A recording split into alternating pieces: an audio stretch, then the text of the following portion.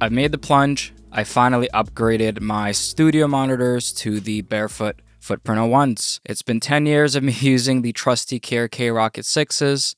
They're fun, but it was time to upgrade to something serious, and these things are no joke. There are things in songs that I've never heard before, and they're absolutely wild, so let's get into it. But before we do, I just want to mention that I'm releasing my first sample pack. It's going to be a drum-based sample pack, the Drums Volume 1. There's going to be a regular edition and a high-res edition with samples going all the way up to 96 kilohertz. I've recorded all of them myself. There's nothing recycled. Everything's made completely from scratch and processed through high-end gear like my Rupert Neve designs and Better Maker gear. And as part of the special launch, I'm going to be choosing 5 winners to get a free kit themselves. So if you want to have a chance to get a free kit, sign up using the link in the description below. And yeah, let's get into the video. So first, let's talk about just my studio monitor journey in general. I got into music when I was a kid, but that was not by my own choice. My parents put me in piano lessons. But then when I wanted to get into music myself, I think it was about grade 10, I started DJing. And shortly after that,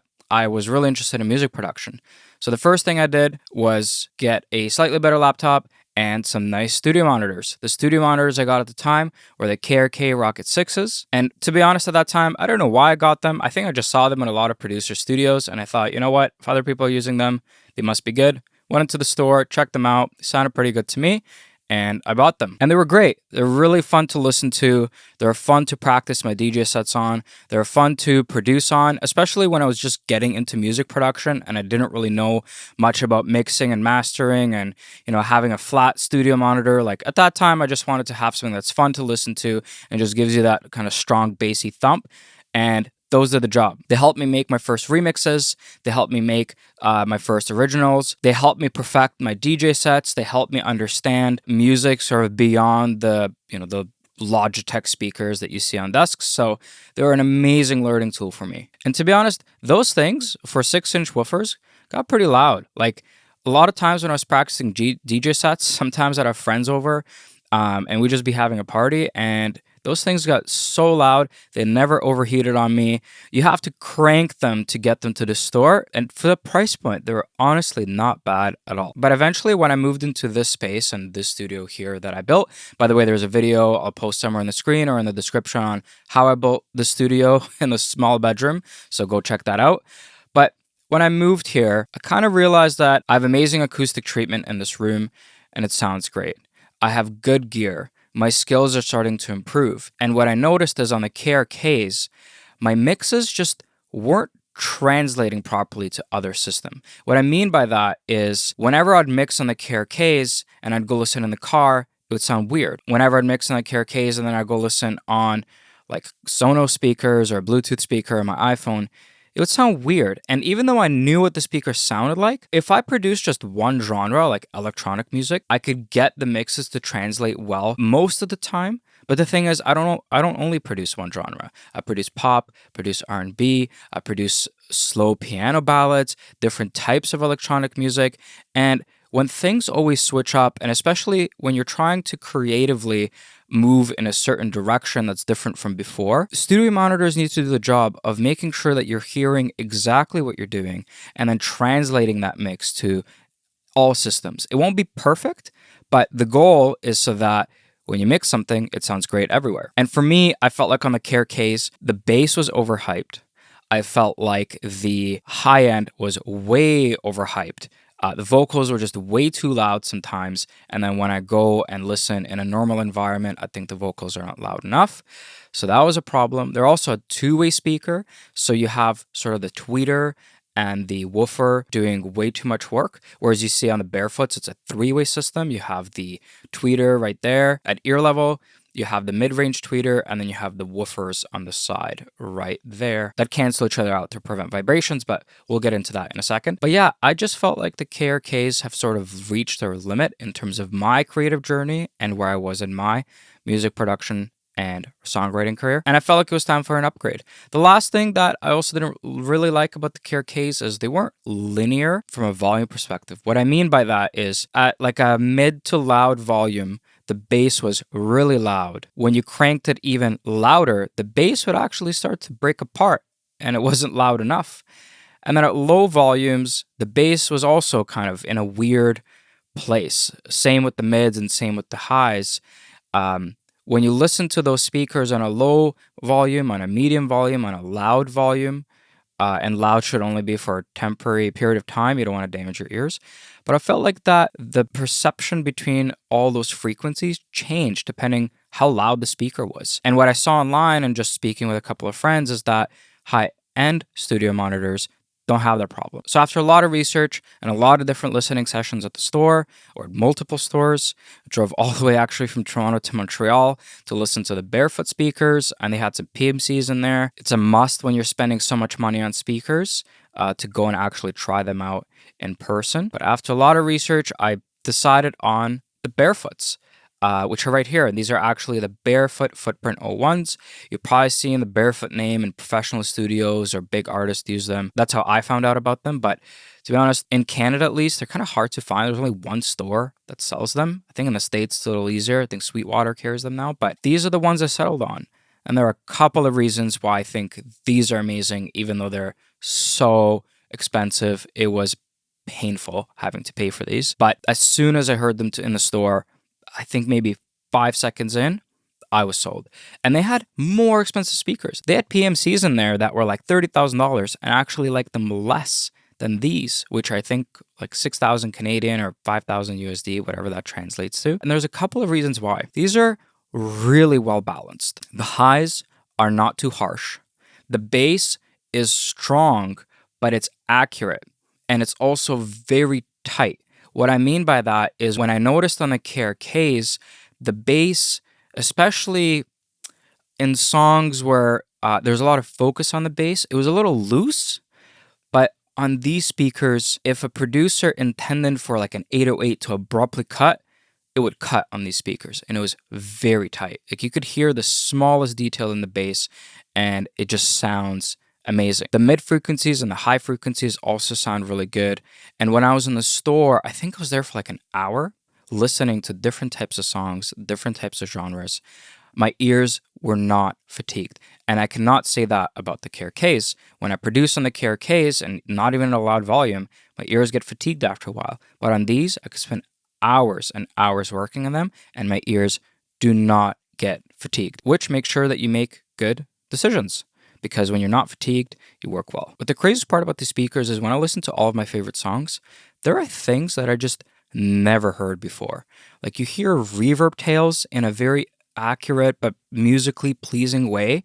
You hear subtleties that it just opens your eyes to music. Like both my partner and I just sat in the studio for hours and hours. We actually both cried when we heard some songs because we realized like, wow, there is so much in our favorite songs that we just did not hear before. It's not just, the crazy bass, because the bass is crazy on these, but it's like the harmonies in the back. It's the stereo placement, right? Like the stereo placement on these is insane. You hear the vocals dead in the center. You hear the percussions on the sides. You hear exactly when something's placed here or here or here. Like it's just amazing the way that they built these speakers, and it just makes you appreciate music more. I think after getting these speakers, one of the best ways of educating yourself on music is just by listening to music, and on these speakers, it's really easy to hear not only the creative parts of songwriting and music production and all the different elements that go into a song, but what's crazy about these is you also hear the mistakes. On a couple of songs, I actually heard clipping. I heard when producers didn't fade out certain audio clips. You hear some clicks. So you hear every single mistake. And what's cool about the speakers is when something is produced and mixed well, it really shines on these speakers and it kind of brings the song to life. But when something is mixed poorly, they're very revealing. Like if you do a bad job, these speakers aren't going to hide it. They're going to tell you exactly why it's bad, and you're just going to know it's bad. So that's a huge benefit, right? Like when I'm mixing, it's not overhyping the sound for me. It's telling me exactly what I'm doing. Okay, so the speakers sound great. Why else did I pick them? Well, in my opinion, they're great for the genres that I produce for, right? Everyone's different, but I produce pop, electronic, R&B music, hip hop, and for those genres, these are amazing. They also come with this switch. Let me try to find it right here. And what this switch does is essentially it emulates different kinds of speakers. So the flat mode is exactly what it is. It essentially just ensures that the frequency response is flat on the speaker. The hi-fi mode is essentially emulating like a hi-fi system at home. It's very subtle from the flat setting, but when you listen to these speakers enough, you kind of realize that there actually is a difference. So that's super helpful. The third mode is old school. Essentially, this is mimicking the Yamaha NS10s. So this is great when you're trying to test your mix, like I mentioned earlier, in different environments, and you're trying to understand how does it sound like on these speakers in a hi-fi environment and on NS10s. And the last one is called cube mode. These are, I think they're called like the Avantone cubes. They're like these things that essentially it's like one speaker. It's not like it's just a one-way system. And that tells you how balanced your mix is if you're to play it on an environment like a Bluetooth speaker or an iPhone speaker or a Sonos speaker. And essentially, like if you put this on flat and you put your audio interface on mono, it's a great reference for understanding how this would sound like on an iPhone. Because at the end of the day, a lot of times people don't have $5,000 speakers in their house. People have regular speakers. People listen on their iPhone. People listen on their AirPods. And that's what you want to mix to, more or less. And I find this thing really, really useful, right? Most of the time when I'm producing or writing, I put it in flat mode. And when I'm mixing, I'll go between flat, hi-fi, cube, the NS10 mode, and I'll just see, okay, what do I need to change, right? Because one of the biggest things is on flat mode, the bass sounds great, but you put it on cube, you remove all the bass. Well, now the bass is gone. You can't hear it. You think, okay, how do I fix this? Maybe I need to add some saturation to the bass. Maybe I need to make sure that there's mid and high frequencies in the bass that are heard. Maybe I actually need to add another layer to the bass so that you have some kind of, sound that mimics the melody of the bass and that's heard on different speakers like an iPhone speaker. So it's super useful.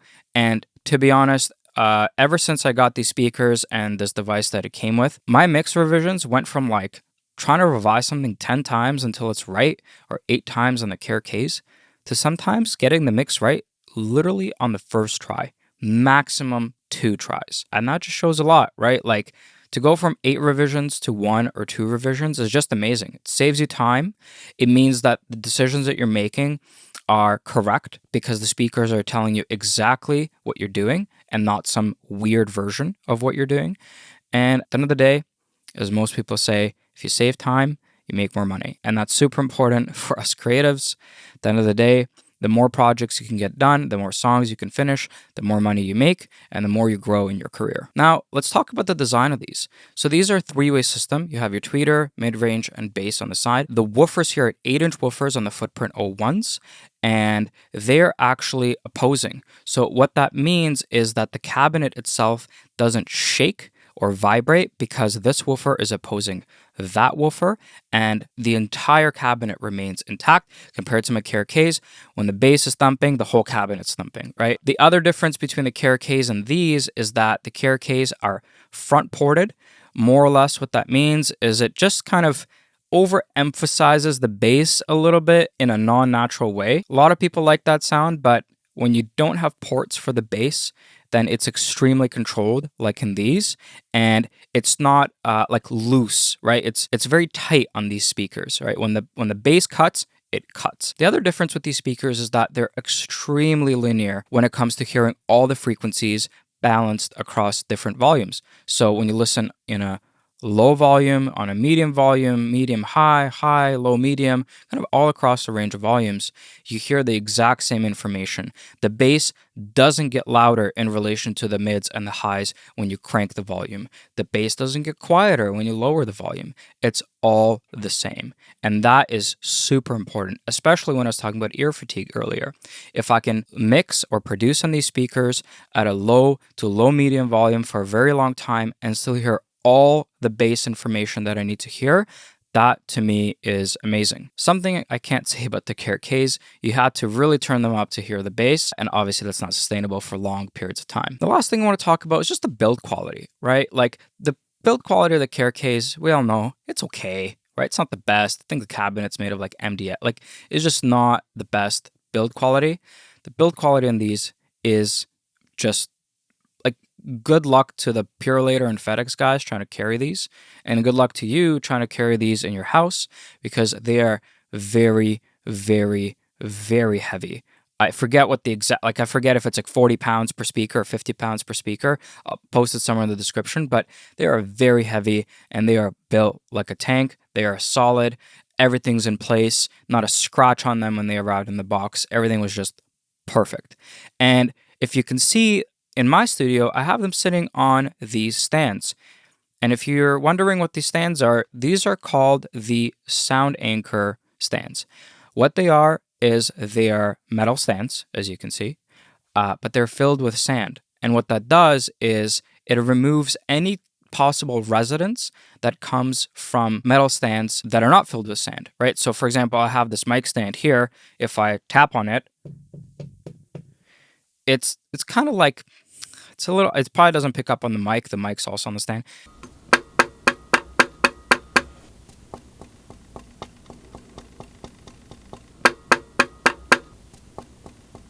It kind of rings, right? A lot of metal rings when you tap on it. And that's a problem. Like, imagine these speakers blasting at medium volume, even, let's say, and it's ringing all down the stand right here. That's not good, right? So the reason why they're on these stands, the reason why I got these stands is because they're filled with sand. They're super heavy. The stands are heavier than the speakers, believe it or not. They sit on spikes on the carpet here. So they're removed from the ground and they're removed from the whole environment. So the way that I had my speakers before is I had the KRK sitting on the desk with some isoacoustic stands. That was great. But these speakers they're just floating, right? Like, they're not on the desk. They're not really on the ground because there's spikes on the base of these stands, and they're just elevated. They're at the exact position that I need them to be on, and there's no ring or resonance in these stands at all. So if you're getting expensive speakers, make sure you can afford the expensive stands as well, because there's no point of getting an expensive speaker if the stand that you put it on is going to fall apart and it's going to break and it's going to make the sound worse, right? It's like getting a good mic with a bad preamp. You have to make sure that both are good, otherwise there's no point. So that's that. The last thing is you want to make sure that the cables you're using for these speakers are really good as well. I actually make my own cables. I posted a video, I'll post a video somewhere in the description on how I make my own cables, both the TRS version and the XLR version. The cable I use is Mogami. It's a lot cheaper to make it yourself. I think the difference is like $90 in the store or $20 if you make it yourself. So go check that video out. But yeah, at the end of the day, the question most people will ask is, are they worth it, right? It's a lot of money to spend. I think in Canadian dollars, I spent $6,000 on the speakers and $2,000 on the stands. It's a lot of money, 8,000 Canadian dollars on speakers and stands, but they're worth it in my opinion, 100%. Every single penny. I would not change my decision. And I think if you can afford it, and if you're at the stage of your music career where you think it makes sense to upgrade your speakers, these should definitely be on your top 3 list. For the price, they're absolutely amazing. In my opinion, they sound better than $30,000, $50,000 speakers. And I've listened to $30,000, $50,000 speakers in the store. Anyways, that's my review of these speakers. Let me know if you've ever tried these, what you think of them, and let me know in the comments what speakers you have in your studio and what you like. I'm always curious to see what everyone's using and what everyone prefers. Again, don't forget about the sample pack that I'm releasing. I have a link in the description so you can sign up and be one of the 5 winners to win a free pack yourself. And thanks for sticking around till the end. I'll catch you in the next one.